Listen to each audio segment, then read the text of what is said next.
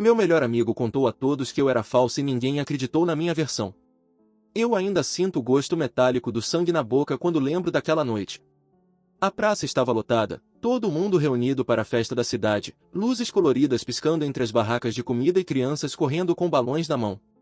E foi ali, em frente a todos, que meu melhor amigo, ou pelo menos aquele que eu acreditava ser meu melhor amigo, gritou que eu era uma farsa, uma mentirosa, uma pessoa sem valor. Ele não apenas falou, ele cuspiu as palavras como veneno, empurrando-me contra o chão, fazendo com que minha roupa se rasgasse e meu corpo tremesse sob o olhar de dezenas de testemunhas.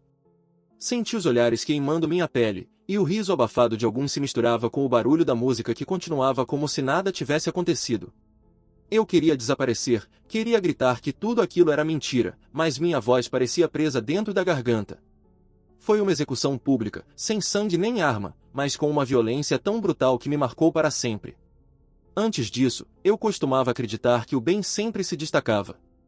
Eu vinha de uma família simples, mas cheia de carinho. Meu pai, que trabalhava horas intermináveis na oficina, sempre guardava um pedaço de chocolate no bolso do uniforme para me dar quando chegava em casa. Minha mãe, que às vezes cantava baixinho enquanto cozinhava, e fazia questão de me olhar nos olhos para saber como tinha sido o meu dia. Meu irmão mais novo, que mesmo na inocência da infância, corria para dividir comigo cada pequeno segredo da escola. Esses gestos eram a minha fortaleza. Em contraste, meu amigo, aquele que se dizia meu irmão de coração, sempre demonstrava uma frieza que eu escolhia ignorar. Pequenos olhares de desprezo, piadas maldosas disfarçadas de brincadeira, comentários ácidos sobre meus sonhos. Eu insisti em vê-lo como alguém ferido pela vida, alguém que precisava de paciência e compreensão. Talvez porque eu não suportasse a ideia de que alguém tão próximo pudesse, de fato, ser cruel. As agressões começaram sutis. Uma piada em público que me deixava envergonhada, umas brincadeiras que expunha segredos meus que eu nunca havia autorizado a contar. Depois vieram as ameaças veladas: se você não fizer isso, vou mostrar a todos quem você realmente é. Eu tentava acreditar que era exagero, que ele falava da boca para fora, mas cada vez mais percebia que seus olhos brilhavam com satisfação quando me via encolhida. Ele começou a manipular pessoas ao nosso redor, inventando pequenas histórias que, no início, ninguém levava a sério. Mas a repetição constante criou rachaduras na confiança que os outros tinham em mim. Aos poucos, fui notando que algumas amigas se afastavam, que colegas evitavam conversar comigo, e que até professores olhavam de forma desconfiada quando meu nome surgia em alguma situação. O ponto sem volta aconteceu na noite da festa, quando ele transformou uma discussão privada em espetáculo público. Ele gritou que eu era falsa, que vivia enganando todos, que minhas histórias eram inventadas e meu sorriso não passava de máscara. Quando me empurrou ao chão, o silêncio da multidão foi ensurdecedor, seguido por murmúrios de aprovação, como se eu fosse a criminosa e ele, o herói que desmascarava uma fraude. Eu nunca me senti tão sozinha. As consequências não demoraram a vir. No dia seguinte, o bairro inteiro já falava do escândalo. Meus pais ficaram arrasados, meu irmão ouviu piadinhas na escola, e eu me tornei alvo de olhares curiosos sempre que saía de casa. A fofoca se espalhou como praga, e eu me vi isolada. Mas o destino foi impiedoso também com ele. Um mês depois, em uma briga no bar, ele acabou agredindo um rapaz gravemente. Foi preso, julgado, e a imagem que ele cultivava de líder e justiceiro caiu por terra. As mesmas pessoas que antes o aplaudiam agora o apontavam como criminoso. A queda foi rápida e brutal, e parte de mim sentiu um estranho alívio em ver a verdade emergindo, mesmo que tarde demais. Depois do caos, veio um silêncio inquietante. O bairro parecia mais calmo sem sua presença, mas o vazio que ele deixou não era leve, era pesado, cheio de lembranças. Eu dormia mal, revivia a cena da praça em pesadelos, e até os pequenos gestos de carinho da minha família não conseguiam curar a ferida. Foi nesse período que segredos antigos começaram a vir à tona. Descobri que ele já havia sido expulso de outra escola por acusações semelhantes, que havia mentido sobre a própria família e até falsificado documentos para conseguir emprego. O mal não havia nascido naquela praça, estava com ele desde muito antes, apenas escondido sob uma máscara que eu, ingenuamente, ajudei a sustentar. Quando pensei que tudo tinha acabado, começaram a chegar cartas. No início, anônimas, cheias de frases desconexas, mas era óbvio que vinham dele. Depois, mensagens no celular, criadas de dentro da prisão, usando contatos de terceiros. Ele falava de arrependimento, pedia desculpas, dizia que ninguém o entendia como eu. Eu ignorava, mas a cada semana uma nova tentativa de aproximação surgia, como se ele ainda se agarrasse à ideia de que eu continuava sendo parte de sua vida. E então, contra todas as minhas expectativas, um gesto real aconteceu. Um incêndio atingiu parte do presídio e, segundo testemunhas, ele ajudou a salvar 2 detentos que estavam trancados. Foi a primeira vez que ouvi falarem dele sem ódio ou desprezo, como se, por um instante, tivesse mostrado uma centelha de humanidade. A notícia me confundiu. Com o tempo, a vigilância sobre ele diminuiu. A pena foi reduzida, e aos poucos ele conseguiu alguma reintegração. Não totalmente, mas o suficiente para que sua sombra voltasse a rondar meu cotidiano. Nos encontros de rua, percebi olhares discretos, como se procurasse por algum sinal meu. Minha família também se reorganizou, meu pai começou a me acompanhar mais de perto, minha mãe impôs limites claros, e até meu irmão, já adolescente, passou a agir como uma espécie de guardião.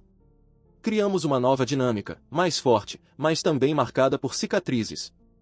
As cartas continuavam chegando, mesmo depois de sua saída da prisão. Eu nunca respondi, mas lia cada uma delas como quem toca uma ferida com a ponta dos dedos, sabendo que vai doer, mas incapaz de resistir. Algumas eram curtas, quase infantis, pensei em você hoje. Outras eram mais elaboradas, cheias de reflexões sobre culpa, redenção, sobre como ele havia mudado. No começo, eu acreditava que eram apenas manipulações, mais uma tentativa de me arrastar de volta para dentro da sua teia. Mas havia frases que pareciam diferentes, como se ele tivesse realmente enfrentado algo dentro de si. Eu não sabia mais se era a mesma pessoa que me destruiu naquela praça, ou se uma parte dele havia, de fato, acordado. Minha família era contra qualquer contato. Meu pai dizia que eu não devia sequer abrir os envelopes. Minha mãe, mais emocional, chorava sempre que encontrava uma nova carta jogada embaixo da porta. Meu irmão, agora adolescente, ficava de vigia, como se fosse capaz de impedir que ele se aproximasse novamente. E talvez essa fosse a diferença. Antes, eu estava sozinha contra ele. Agora, tinha um círculo de proteção ao meu redor. Só que mesmo assim, nas madrugadas em que a casa mergulhava no silêncio, eu me pegava relendo aquelas palavras, imaginando o tom da voz dele, lembrando do olhar que sempre carregava uma mistura de frieza e intensidade. As coisas ficaram piores quando ele começou a usar as redes sociais. Primeiro foram perfis falsos, com frases enigmáticas, alguns segredos não podem ficar enterrados para sempre.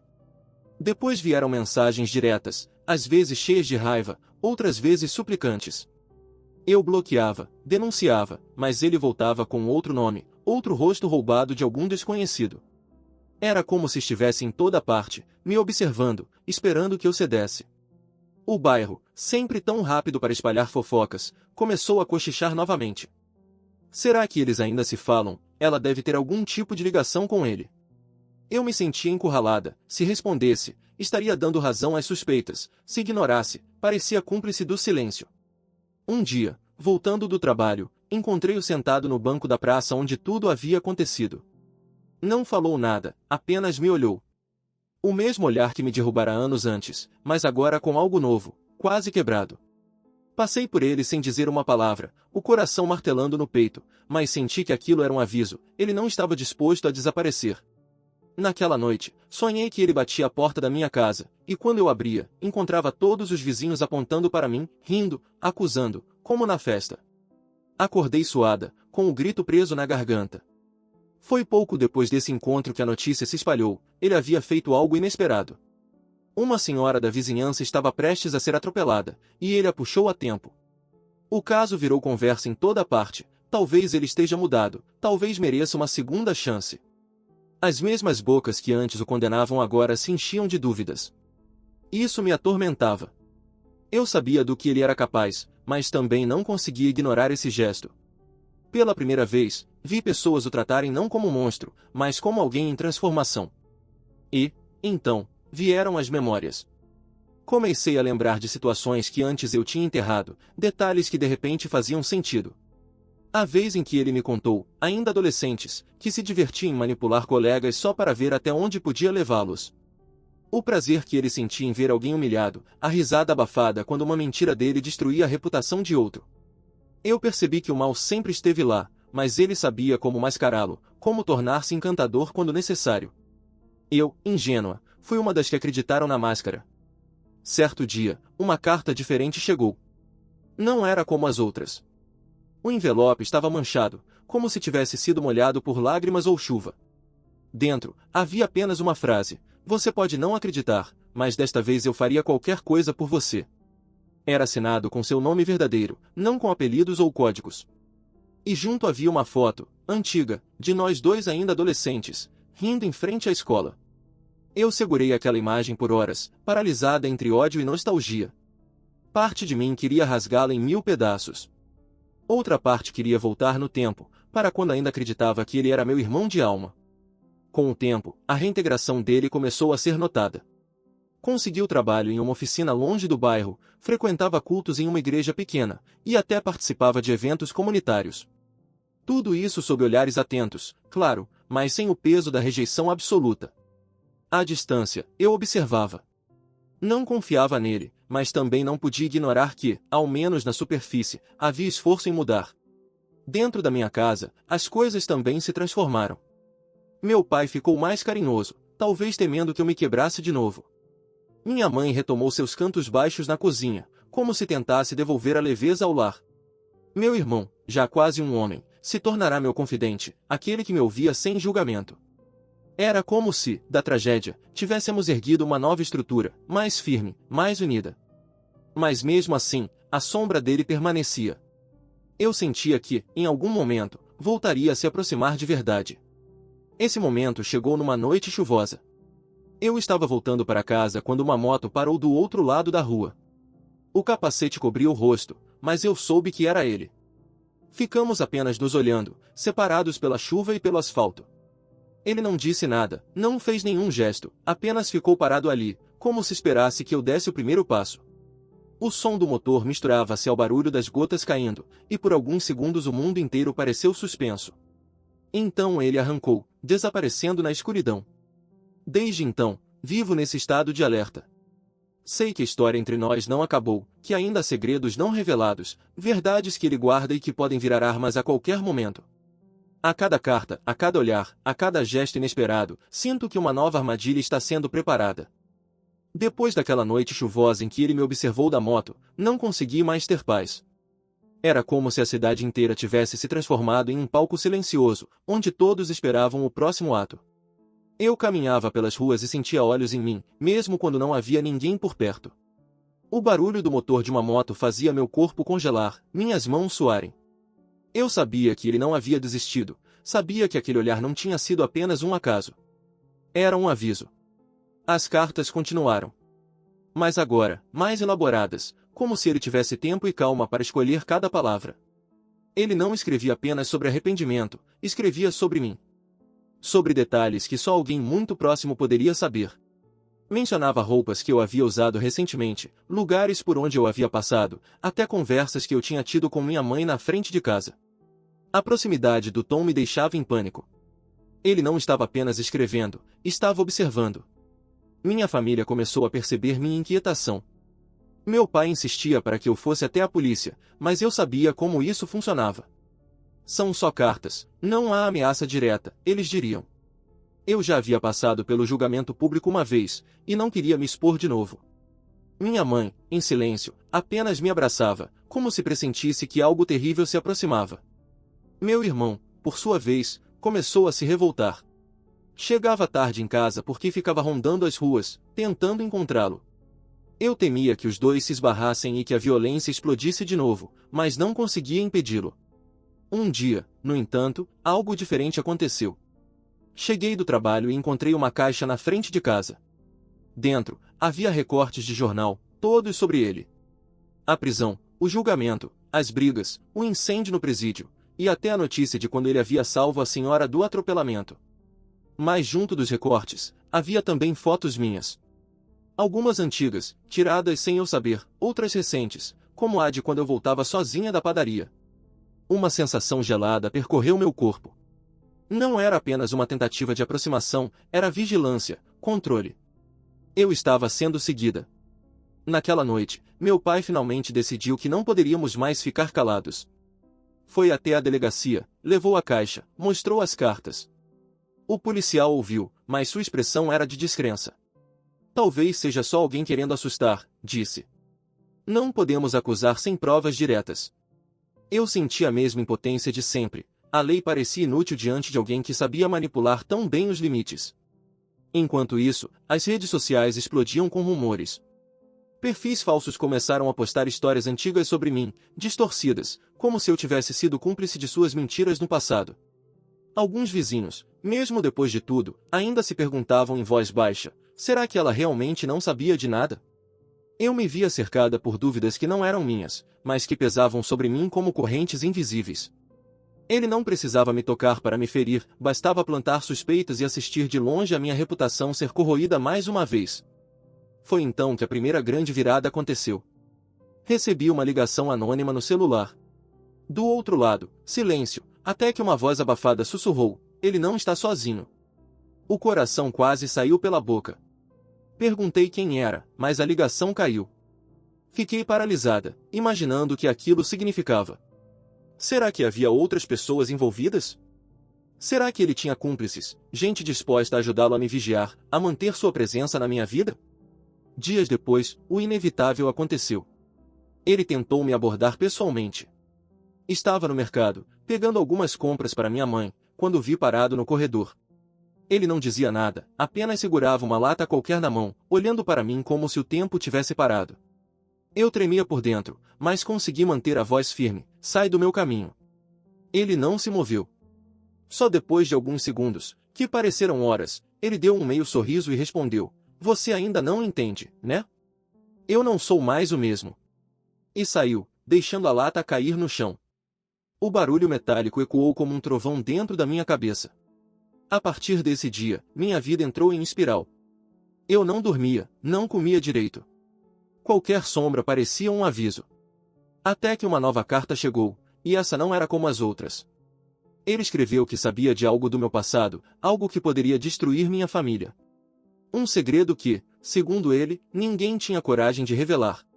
Eu senti o chão sumir sob meus pés. Não fazia ideia do que ele falava, mas a maneira como escreveu me convenceu de que não era apenas uma invenção. Ele tinha algo nas mãos, e estava disposto a usar. Confrontei meus pais naquela noite. Ambos se olharam em silêncio, como se carregassem um peso que nunca haviam dividido comigo. Meu pai suspirou fundo, minha mãe chorou. Então ele contou: antes de eu nascer, meu pai havia se envolvido em algo sério, uma briga que terminou em tragédia. Nunca foi condenado porque não havia provas, mas a sombra daquele episódio o perseguiu durante anos. E, de alguma forma, meu amigo, ou melhor, meu algoz, havia descoberto. Esse segredo explicava muito. Explicava a raiva contida que ele às vezes demonstrava, explicava por que meu pai sempre me pedia para ser forte, para não me deixar dobrar. Ele carregava a culpa e o medo de que tudo viesse à tona. Agora, esse passado era uma arma nas mãos da pessoa que mais me destruiu. Dias depois, outra carta chegou, mas dessa vez com um tom completamente diferente. Ele dizia que não tinha intenção de machucar, que guardara esse segredo por anos, e que, de certa forma, havia protegido minha família ao não revelá-lo antes. Ele escrevia que estava cansado de ser odiado, que só queria uma chance de mostrar que podia ser alguém melhor. Pela primeira vez, não senti manipulação naquelas palavras. Senti cansaço, dor, talvez até sinceridade. E então, algo ainda mais inesperado aconteceu. Na semana seguinte, uma confusão na rua envolveu meu irmão. Um grupo de rapazes o encurralou na saída da escola. E foi ele, o vilão da minha história, quem apareceu para defendê-lo. Colocou-se entre eles e meu irmão, levou socos, gritos, até que a polícia chegou. Meu irmão voltou para casa ileso, mas ele saiu machucado. Quando soube disso, fiquei paralisada. Pela primeira vez, ele havia feito algo sem esperar nada em troca. A cidade inteira começou a falar sobre o episódio. Uns diziam que ele estava tentando se redimir, outros que era apenas encenação. Eu, no entanto, não sabia mais o que pensar. Ele havia protegido meu irmão. Isso era fato. E esse gesto, por mais confuso que fosse, me abalou profundamente. Agora, vivo entre duas realidades. De um lado, o homem que me destruiu, que manipulou e arruinou minha vida. Do outro, alguém que parece lutar contra os próprios monstros, tentando, de forma torta, encontrar redenção. Eu não sei qual das duas faces é a verdadeira.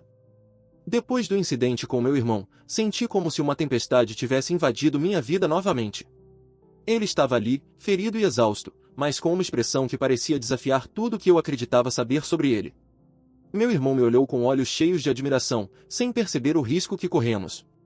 Ele não sabia o que se passava na minha cabeça, que aquele gesto, mesmo heróico, vinha do mesmo homem que me humilhara publicamente, me espiara, e quase arruinara a minha vida. Eu me senti dividida, como se duas realidades conflitantes estivessem travando uma guerra dentro de mim. Nos dias seguintes, a cidade começou a falar sobre ele de uma forma diferente. Alguns moradores o viam como um homem tentando se redimir, outros apenas murmuravam, desconfiados. Eu sabia que não poderia confiar totalmente, mas a pequena mudança que percebi em seu comportamento me deixou em alerta. Ele não apenas ajudara meu irmão, começou a frequentar a igreja com regularidade, trabalhava mais cedo na oficina, e até ajudava vizinhos com pequenas tarefas. Um esforço sincero ou mais uma forma de manipulação? Eu não sabia, mas não conseguia ignorar o efeito que tinha sobre todos ao redor.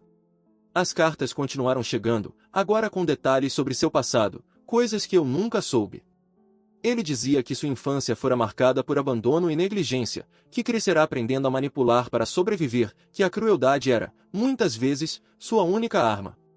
Cada linha me deixava em conflito, eu sentia raiva, mas também, de algum modo, compaixão. Não pelo que ele fez comigo, mas pelo fato de que alguém tão ferido conseguiu causar tanto dano. Foi em uma dessas noites, quando revi as cartas, que percebi uma mudança ainda mais perturbadora. Ele começou a falar sobre nós, não apenas em memórias ou desculpas, mas em planos. Havia frases como: se você me deixar mostrar que posso mudar, talvez possamos reconstruir algo que ninguém mais entende. E então, mais alarmante, mas se resistir, não vou desistir. A ambiguidade daquelas palavras me aterrorizava. Ele parecia dividido entre redenção e obsessão, e eu não conseguia entender onde terminava um e começava o outro. Minha família começou a impor limites ainda mais claros. Meu pai reforçou regras rígidas para minha proteção, minha mãe passou a vigiar minhas saídas, e meu irmão estava cada vez mais preparado para agir como meu escudo. Mas mesmo assim, a sensação de vulnerabilidade permanecia.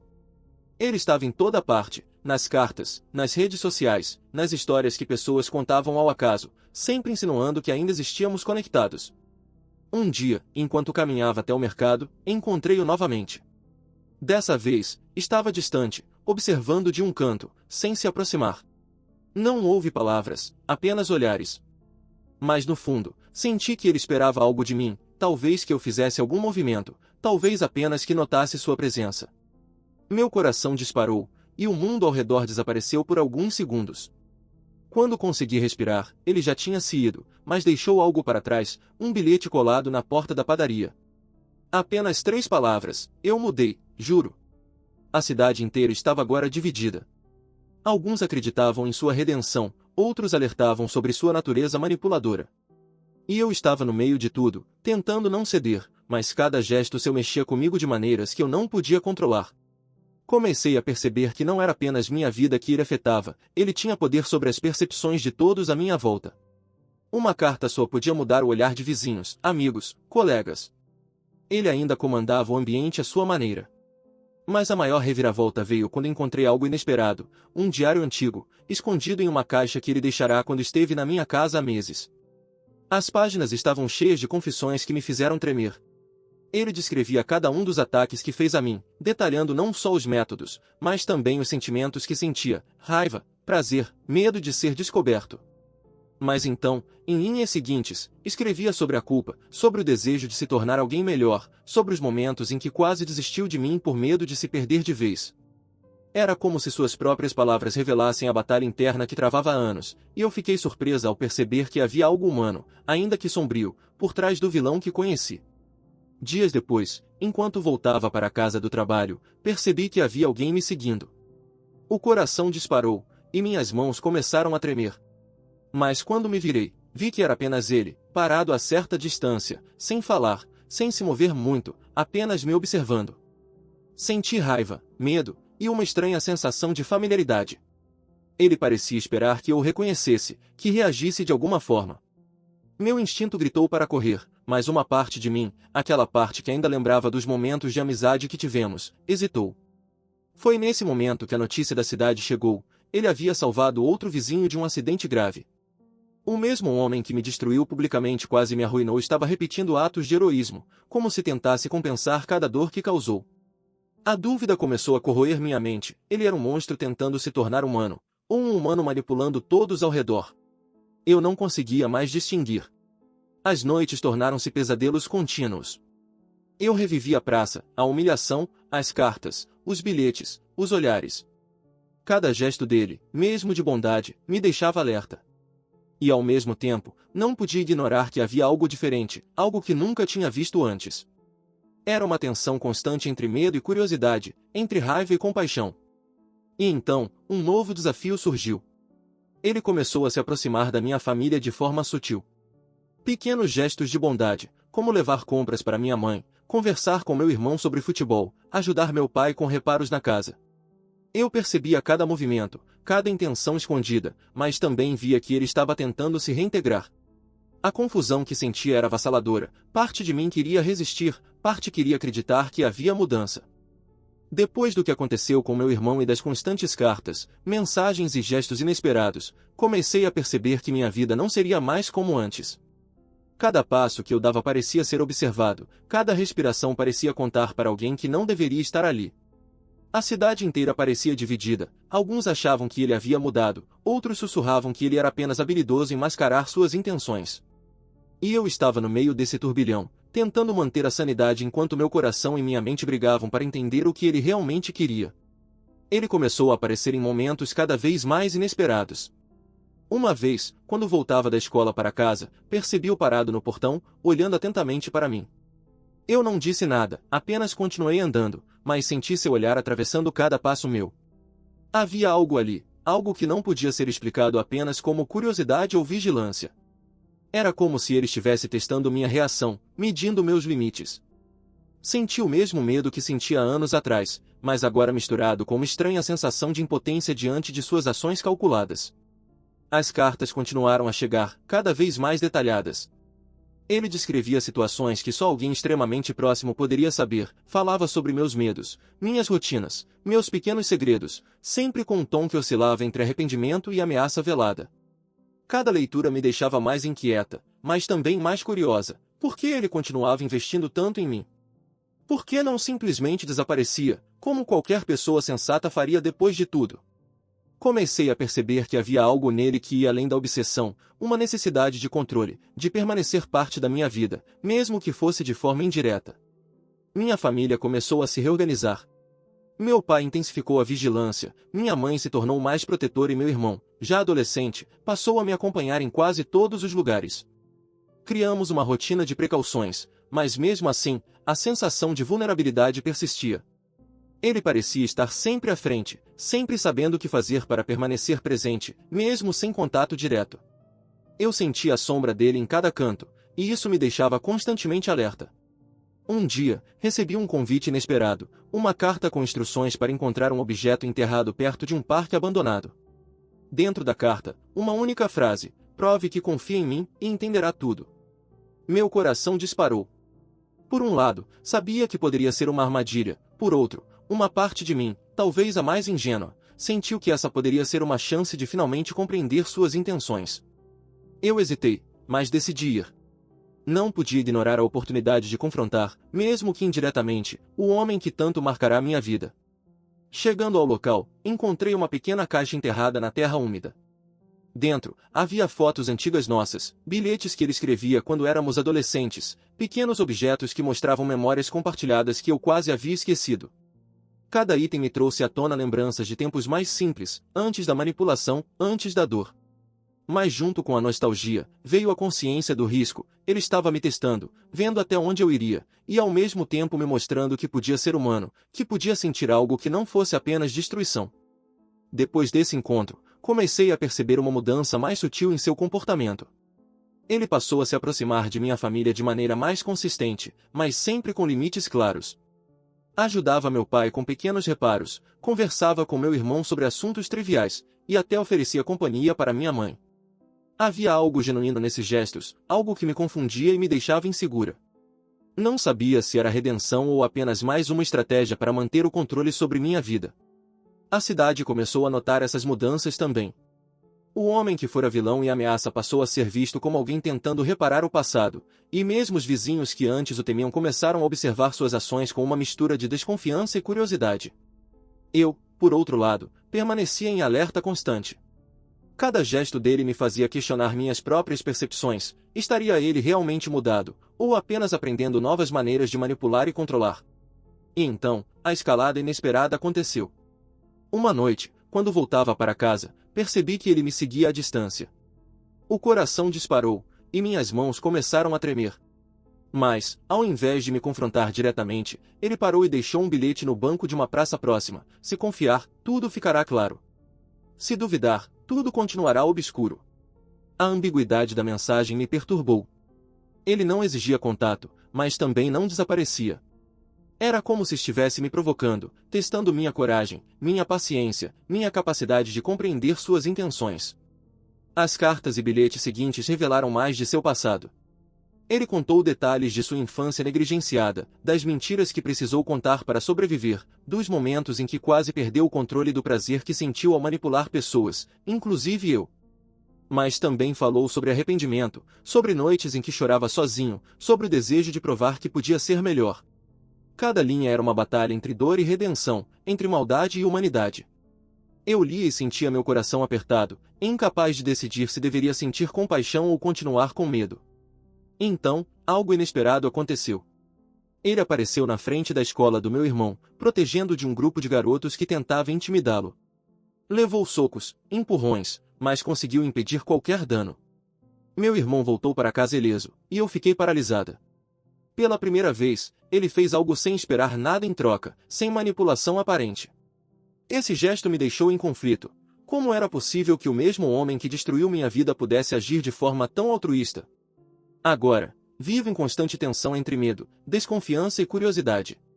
Cada gesto dele, cada carta, cada olhar distante, me faz questionar tudo o que sei sobre ele, sobre mim mesma, sobre os limites do perdão e da vingança.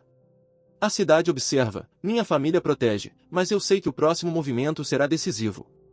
A tensão se tornou insuportável nas semanas que se seguiram ao incidente com meu irmão. Cada movimento dele, cada gesto de bondade ou tentativa de aproximação, me deixava em alerta.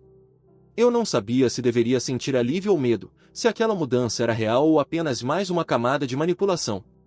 Minha vida parecia um tabuleiro de xadrez, e ele conhecia cada peça, cada movimento que eu podia fazer. Então, uma carta diferente chegou. Não tinha palavras, apenas uma fotografia, eu, criança, sentada no quintal da casa dos meus pais, sorrindo para a câmera. Por trás de mim, ele aparecia em segundo plano, observando. O coração disparou.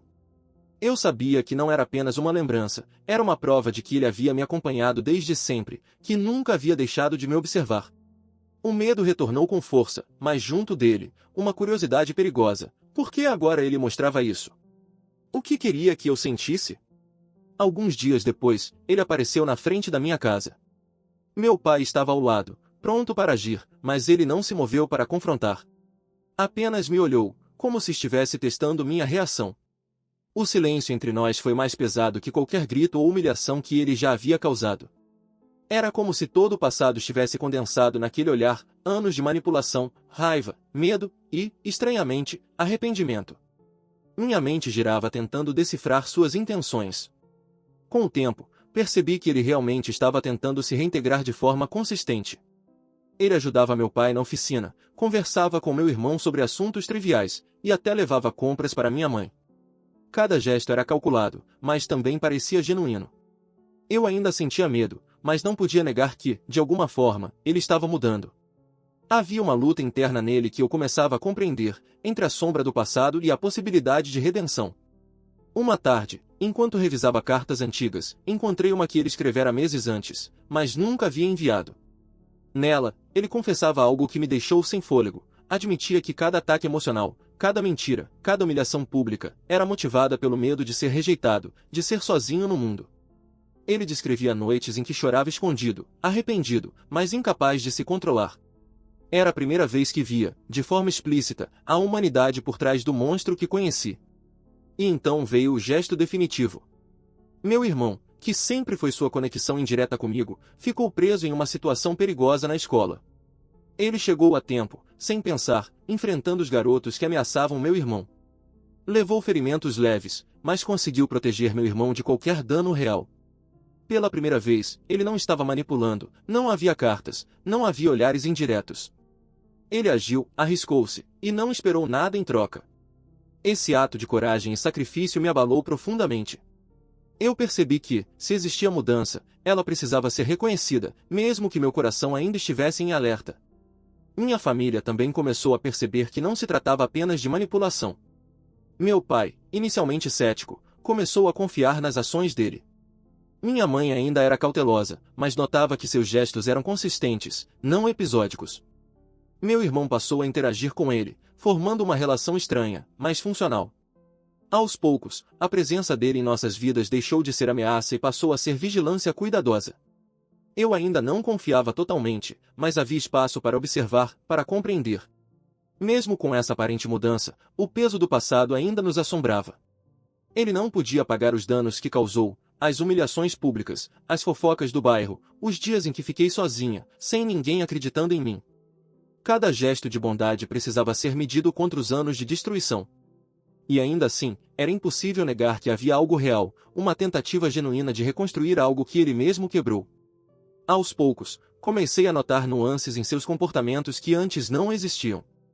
Ele ouvia sem interromper, oferecia ajuda sem esperar reconhecimento, sorria sem sarcasmo. Era estranho, quase desconcertante, ver essa transformação em alguém que havia sido tão cruel.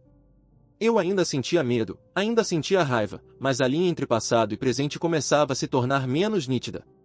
Um dia, ele deixou um bilhete em minha porta: "Não espero perdão. Só quero ser visto pelo que sou agora, não pelo que fui."